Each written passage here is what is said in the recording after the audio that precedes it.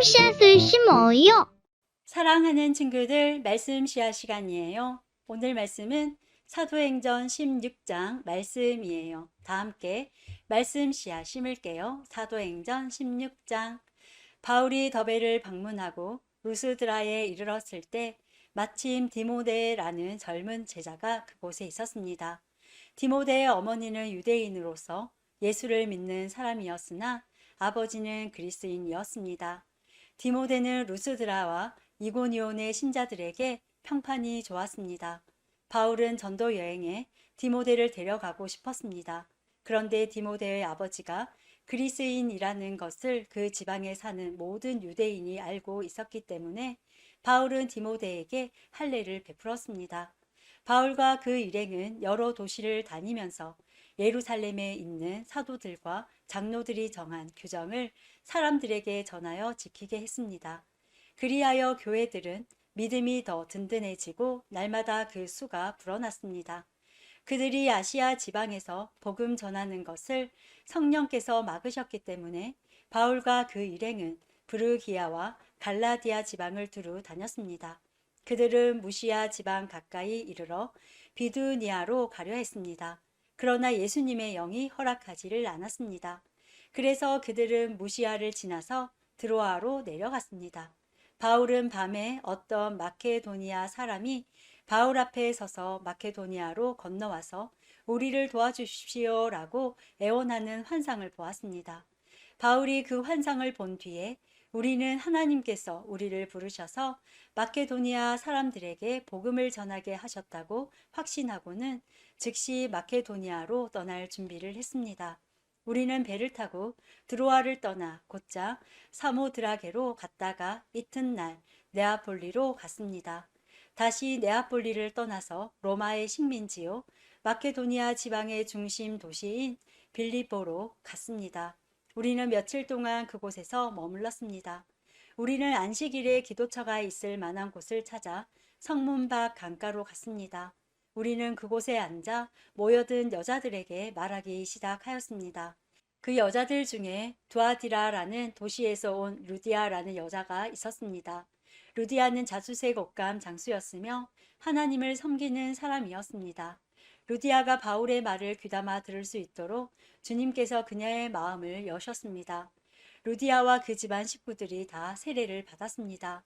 그리고 루디아는 제가 참으로 주님을 믿는 사람이라고 생각하신다면 저희 집에 오셔서 머물러 주십시오라고 간청하면서 우리를 자기 집으로 데리고 갔습니다. 하루는 우리가 기도처로 가다가 귀신 들린 여종 하나를 만났습니다. 그 여종은 점을 쳐서 자기 주인들에게 많은 돈을 벌게 해주던 여자였습니다. 이 여자가 바울과 우리를 따라오면서 큰 소리로 이 사람들은 가장 높으신 하나님의 종들이다. 이 사람들은 여러분에게 구원의 길을 전하고 계시다라고 외쳤습니다. 그 여자가 며칠이고 계속 이렇게 하자 참다 못한 바울은 돌아서서 그 귀신에게 내가 예수 그리스도의 이름으로 내게 명령한다. 그 여자에게서 나오너라 라고 말했습니다.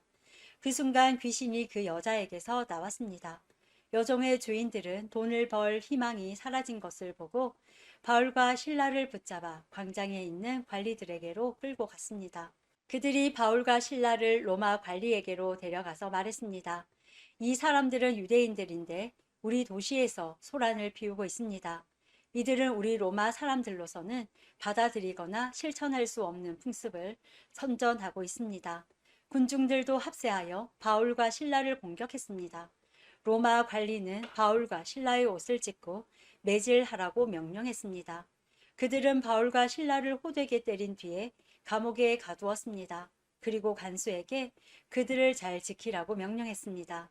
간수는 그 명령을 받고 바울과 신라를 깊숙한 감옥에 가두고 그들의 발에 쇠고랑을 단단히 채웠습니다.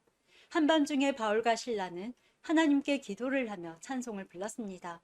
다른 죄수들도 그들의 기도와 찬송 소리를 듣고 있었습니다. 그때 갑자기 감옥까지도 흔들릴 정도의 큰 지진이 발생했습니다. 감옥 문이 모두 열리면서 죄수들을 묶고 있던 사슬들도 다 풀렸습니다.